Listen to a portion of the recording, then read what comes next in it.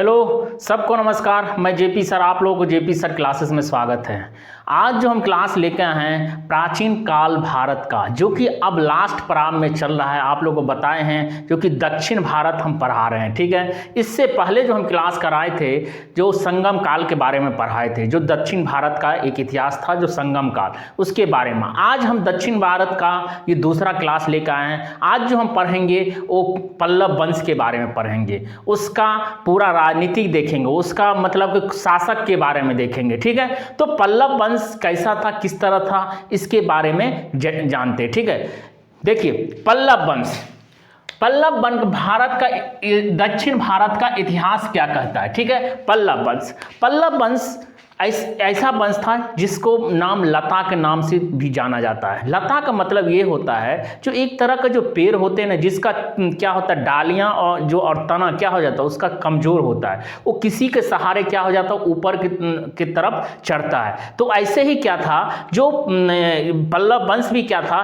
किसी के सहारे वो आगे बढ़ रहा था। ठीक है, जिसका मतलब कि जिस तरह से एक कोमलता बोल सकते हैं। ठीक है, तो पल्लव वंश में जो क्या क्या पढ़ेंगे इसके बारे में हम लोग देखते हैं। पल्लव वंश में हम पढ़ेंगे, पल्लव वंश का परिचय पढ़ेंगे, उसका राजधानी पढ़ेंगे, उसके बाद में प्रमुख शासक पढ़ेंगे, उसके बाद में उसका अंतिम शासक पढ़ेंगे। ठीक है, उसके बाद में चैप्टर क्लोज कर देंगे। ठीक है, उसके बाद में हम लोग पढ़ेंगे वातापी के चालुक्य वंश के बारे में पढ़ेंगे। ठीक है, तो पल्लव वंश के पहले परिचय के देखते हैं।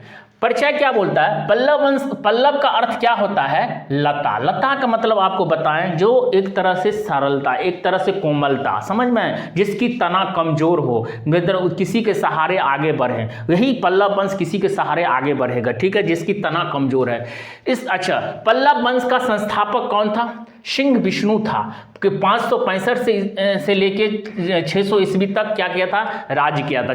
ठीक है, उसके बाद में इसका सिंह विष्णु का दूसरा नाम क्या था, ये भी पूछता है, पौत्रायन या अवनी सिंह था। याद रखिए, पौत्रायन या अवनी सिंह भी। देखिए, आपको यदि रिजल्ट लेना है ना, तो एक बात याद रखिएगा, आपको मक्खन की तरह पढ़ना होगा। आज वो चल गया जमाना जो उसका सिंह विष्णु संस्थापक था, ये पूछता था। अब पूछता है उसका उपनाम क्या था, उसका दूसरा नाम क्या था, ये आपसे क्वेश्चन पूछ देगा, आप फंस जाइएगा। तो इसीलिए आप इसको जरूर देखिए, क्योंकि पूछ रहा है आजकल में। ठीक है, राजधानी क्या था, कांची था। ठीक है, पल्लव वंश का राजधानी क्या था, कांची, जो कांचीपुरम अभी तमिलनाडु के क्षेत्र में पड़ता है, ये कांचीपुरम था। ठीक है, सिंह विष्णु ने अपना साम्राज्य की सीमा कावेरी नदी तक विस्तार किया। कहां तक विस्तार किया, सिंह विष्णु अपना सीमा कहां तक विस्तार किया था, कृष्णा नदी और कावेरी नदी तक उसने विस्तार किया था। याद रखिएगा। ठीक है, विस्तार किया। इसने मल्लपुरम में वाराह मंदिर का निर्माण किया था। मलालपुरम में ये सिंह विष्णु जो थे, उसने मलालपुरम में उसने वाराह मंदिर का निर्माण किया था। वाराह मंदिर वो होता है जो विष्णु का दूसरा अवतार थे, उसी मंदिर को माना जाता है। ठीक है, तो उसने वाराह मंदिर का निर्माण कौन करवाया था, पूछता है, तो कौन कराया था, सिंह विष्णु। आपसे क्वेश्चन आएगा जो सिंह विष्णु का दूसरा नाम क्या था, पौत्रायन या अवनी सिंह था। याद रखिएगा। उसके बाद में कावेरी नदी के तट पर कावेरी नदी के विस्तृत इसने मल्लपुरम में वाराह नदी का निर्माण कराया था। ठीक है, उसके बाद में दरबारी कवि कौन था, पूछता है, बताइए दरबारी कवि कौन था, भारवी जो कृताजोनियम का लेखक था। कृताजोनियम जो था उसका लेखक कौन था, भारवी, जो इसका दरबारी कवि था। सिंह विष्णु का दरबारी कवि कौन था, भारवी। याद रखिएगा, पूछता बहुत, जो कि क्या चीज, कौन सा पुस्तक लिखा था, कृताजोनियम। याद रखिए। उसके बाद धर्म वो कौन सा मानते थे, सिंह विष्णु जो धर्म मानते थे, कौन सा धर्म मानते थे, वैष्णव धर्म को मानते थे। उसने वैष्णव धर्म का अनुयायी था। आपको बता दें जो पल्लव वंश जो था कुछ वैष्णव धर्म मानते थे, उसके बाद चालुक्य वंश जो कुछ शैव धर्म मानने लगे। ये धीरे धीरे जो वंश सब ये जो राजनीति हुआ, इतना जो उत्थान पुथान हुआ, ये किसके कारण हुआ, कुछ तो हुआ राजनीति के चलते हुआ, कुछ धर्म के चलते हुआ, जो कि युद्ध वगैरह हुआ, ये सब अखंडता समान बढ़ाना स्टार्ट हो गया था। तो यही धर्म के बारे में भी विरोध हुआ, ठीक है। तो ये जो मानते थे, कौन सा धर्म मानते थे, पल्लव वंश कौन सा धर्म मानते थे, वैष्णव धर्म मानते थे, ठीक है। इसका प्रमुख शासक कौन कौन था, महेंद्र वर्मन प्रथम था, नरसिंह वर्मन प्रथम था, महेंद्र वर्मन द्वितीय था, परमेश्वर वर्मन प्रथम था, नरसिंह वर्मन द्वितीय था, और अंतिम कौन था, नंदी वर्मन था। याद रखिएगा, नंदी वर्मन क्या था, अंतिम शासक था, किस वंश का, पल्लव वंश का, याद रखिए। सबसे शक्तिशाली जो शासक बना था वो नरसिंह वर्मन था। लेकिन इससे पहले हम पढ़ते हैं महेंद्र वर्मन के बारे में। महेंद्र वर्मन से ज़्यादा कुछ नहीं क्वेश्चन आता, लेकिन आपको हम बताते हैं महेंद्र वर्मन क्या था। 606 से लेकर 630 ईस्वी तक उसने पहले गद्दी राज्य किया, ठीक है, पल्लव वंश में, ठीक है। उसने क्या चीज़ का रचना किया था, मत विलास की रचना किया था जी, पाषाण बोला जाता है, ठीक है। मत विलास पाषाण का रचना कौन किया था, याद पूछता है किसने कहा था, महेंद्र वर्मन ने किया था, याद रखिएगा। उसने धर्म शुरू में कौन सा धर्म अपनाए थे महेंद्र वर्मन, जैन धर्म। उसके बाद उसने कौन सा धर्म अपना लिए, शैव धर्म। किसके कहने पर, किससे प्रभावित होके, एक तमिल का विख्यात संत थे जिसका नाम था अपर के प्रभाव में आके उसने कौन सा धर्म अपना लिया, तो उसने शैव धर्म अपना लिया। क्वेश्चन आपसे पूछेगा जो महेंद्र वर्मन जो थे वो कौन सा धर्म लास्ट में उसने अपनाया था, तो शैव धर्म। किसके कहने पर और किससे प्रभावित होकर उसने धर्म अपना लिया था, शैव धर्म, किसके, अपर, जो तमिल संत थे, याद रखिएगा। तो ये क्वेश्चन आपको महेंद्र वर्मन बहुत इंपॉर्टेंट। उसके बाद में दूसरा कौन आया था, नरसिंह वर्मन प्रथम, जो कि पल्लव वंश का शासक थे। 630 से लेकर 668 ईस्वी तक उसने शासन किया था, ठीक है। उसने पुलकेशिनी द्वितीय को पराजित कर दिया था, याद रखिए। पुलकेशिनी द्वितीय आप आगे पढ़ेंगे तो आपको हम बताएंगे, जो वातापी का चालुक्य जो था पुलकेशिनी द्वितीय को कैसे हराया था और पुलकेशिनी द्वितीय उसको कैसे हराया था, सारा कुछ हम पढ़ेंगे। लेकिन नरसिंह वर्मन ने पुलकेशिनी द्वितीय को पराजित कर दिया था, याद रखिएगा, ठीक है। उपाधि क्या उसने धारण किया था, बताइए। वातपिकोंडा का उपाधि उसने, महामल्ला का उपाधि ये धारण किया था। वातपिकोंडा या महामल्ला का उपाधि कौन धारण किया था, नरसिंह वर्मन किया था, ठीक है। महाबलीपुरम में एक समान मंदिर का निर्माण किया था जिसको किस नाम से जाना जाता है, किस नाम से, रथ के नाम से भी जाना जाता है, ठीक है। एकासम मंदिर का नाम किस नाम से जाना जाता है, रथ मंदिर के नाम से। कितना रथ मंदिर बनवाए थे उसने, नरसिंह देव वर्मन, 7 रथ मंदिर, जिसमें सबसे छोटा रथ मंदिर का नाम क्या था, बताइए, द्रौपदी रथ था, याद रखिए। पूछता है क्वेश्चन क्या, सबसे छोटा रथ कौन सा था, द्रौपदी रथ था। बहुत बार क्वेश्चन आया, इसको अच्छे से पढ़िए, क्योंकि हम आपको वही चीज पढ़ा रहे हैं जो एग्जाम में आ रहा है, ठीक है। और ऐसा चीज भी हम पढ़ा रहे हैं जो आपको एग्जाम में बहुत इंपॉर्टेंट तरीका से आएगा, वो क्वेश्चन आएगा ही आएगा, ठीक है। हम उसी चीज पे ज्यादा जोर दें, ठीक है। और नया नया जो क्वेश्चन बनेगा उस वो भी पढ़ा रहे हैं आपको, ठीक है। तो ध्यान रखिएगा।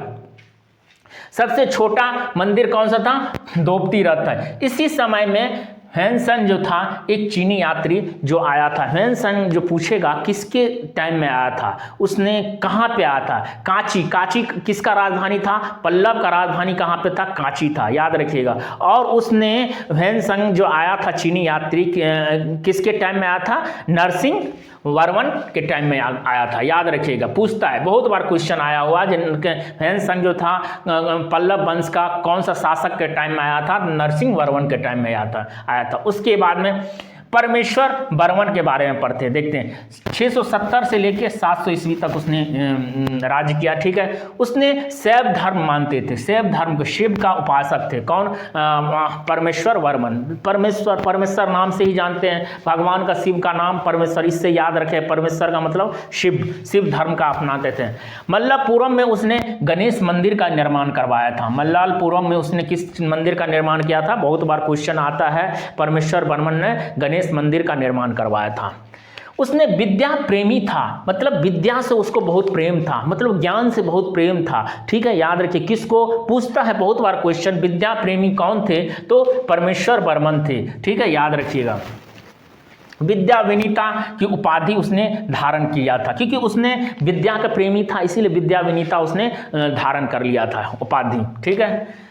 उसके बाद में 30 के नरसिंह वर्मन द्वितीय, जो कि 700 से लेकर 728 तक उसने क्या किया था, राज्य किया था। उसने कांची में कैलाश मंदिर या राज सिद्धेश्वर मंदिर के नाम से भी जाना जाता, उसका निर्माण कौन करवाया था, याद रखिएगा, नरसिंह वर्मन द्वितीय। नरसिंह वर्मन द्वितीय जो था कांची में क्या किए थे, कैलाश मंदिर का निर्माण करवाए थे, ठीक है, जिसको दूसरा नाम सिद्धेश्वर मंदिर के नाम से भी जाना जाता है, याद रखिएगा, ठीक है। मंदिर का निर्माण कर, इस मंदिर में द्रविड़ शैली चला था। द्रविड़ शैली का मतलब शुरुआत इसी काल से हुआ था। आपको बताएं उत्तर काल में कौन सा शैली चल रहा था, कौन सा शैली चल रहा था, ये हम लोग को कमेंट बॉक्स में बताइएगा। और अभी दक्षिण भारत में क्या चला, द्रविड़ शैली। द्रविड़ शैली का मतलब वहाँ का जो मंदिर बनते थे किस तरह से बनते थे, ऐसे इस तरह से बनते थे। एक मतलब कि द्रविड़ शैली का मतलब मंदिर के ऊपर में ये मीनार के चिन्ह दिया जाता था, ठीक है, मीनार की तरह बनाया जाता था, ठीक है। तो ये मंदिर निर्माण हुआ कौन सा, दक्षिण भारत का मंदिर जो स्थापना हुआ था, ठीक है। सबसे पहला जो मंदिर बना था वो द्रविड़ शैली का कौन सा बना था, कैलाश मंदिर बना था। ये भी क्वेश्चन आता, द्रविड़ शैली का दक्षिण भारत का सबसे प्रथम मंदिर जो बना था वो कौन सा मंदिर बना था, तो कैलाश मंदिर बना था, याद रखिएगा, जिसको राज सिद्धेश्वरी का नाम से भी जाना जाता है, याद रखिएगा। उसके बाद 10 कुमार जो थे, वो 10 कुमार का रचयिता लेखक कौन था, दांडी इनके दरबारी कवि थे, याद रखिए। दांडी जो थे नरसिंह वर्मन का दरबारी कवि कौन था, दांडी था, याद रखिएगा। उसने किस चीज का रचना किया था, 10 कुमार का रचयिता कौन था, याद रखिएगा, दांडी था, याद रखिए। बहुत बार क्वेश्चन आया, दांडी किसके दरबारी कवि थे, आपसे क्वेश्चन पूछेगा तो किसके नरसिंह वर्मन द्वितीय का दरबारी कवि कौन था, दांडी था, याद रखिएगा। उसने क्या चीज का रचना किया था, 10 कुमार चरित्र का रचना किया था, याद रखिएगा, ठीक है। तो इस तरह से हम लोग को अब लास्ट कौन आए थे, लास्ट एंट्री कौन क्या थे, पल्लव वंश में कौन क्या था, नंदी वर्मन द्वितीय आए थे, जो 730 से लेके 800 ईस्वी तक उसने क्या किया, पल्लव वंश में शासन किया, ठीक है। उसने कांची का मुक्तेश्वर मंदिर का निर्माण करवाया था, याद रखिए। कांची का जो था मुक्तेश्वर मंदिर कौन निर्माण करवाया था, नंदी वर्मन द्वितीय ने करवाया था, याद रखिएगा। वैकुंठ पेरुमल मंदिर का भी निर्माण कौन करवाया था, नंदी वर्मन ने करवाया था। बहुत क्वेश्चन आता है, मुक्तेश्वर मंदिर तो बहुत आता है, मुक्तेश्वर मंदिर का निर्माण कौन किया, तो पल्लव वंश का अंतिम शासक कौन था, नंदी वर्मन द्वितीय, याद रखिएगा।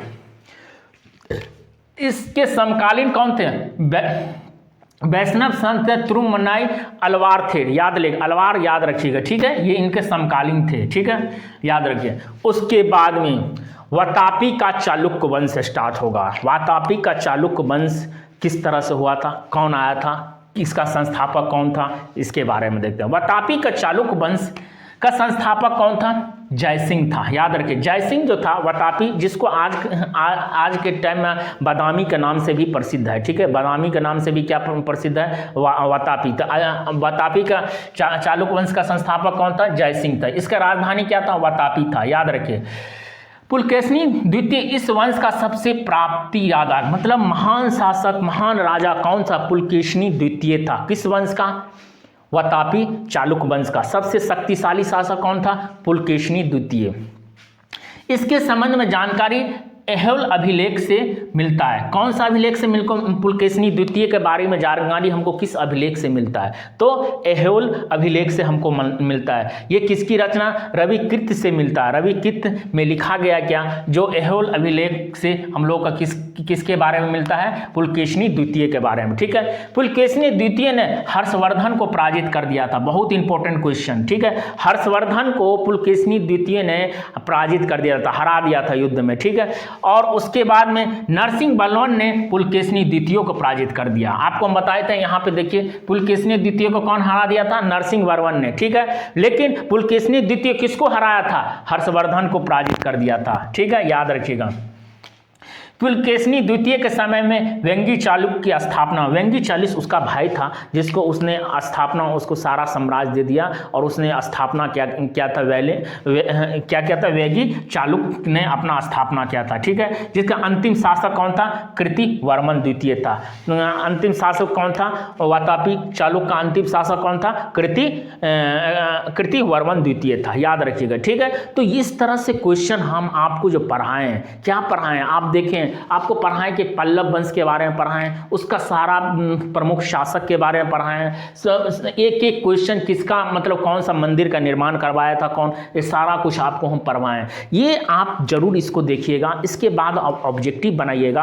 अब बोलिएगा कितना आपको इससे लाभ होता है। जरूर आपको इससे बहुत लाभ मिलेगा। जब ऑब्जेक्टिव करेंगे, बनाएंगे, तो आपको कोई भी देखिए कोई चीज़ पढ़ने के बाद में ऑब्जेक्टिव बनाता है तो उसको खुशी मिलता है, उस चीज़ से आपको बहुत नॉलेज मिलता है। ठीक है, तो पहले क्लास देखिए फिर उसको ऑब्जेक्टिव बनाए। ठीक है, तो हम लोग अंतिम चरण में चल रहे हैं। अब एक क्लास और आएगा, इसके बाद में ये खत्म हो जाएगा। ठीक है, दक्षिण भारत मेरा खत्म कर देंगे, उसके बाद में हम लोग चलेंगे मिडिवल इंडिया में। ठीक है, चलिए मिलते हैं नेक्स्ट क्लास में। Thank you.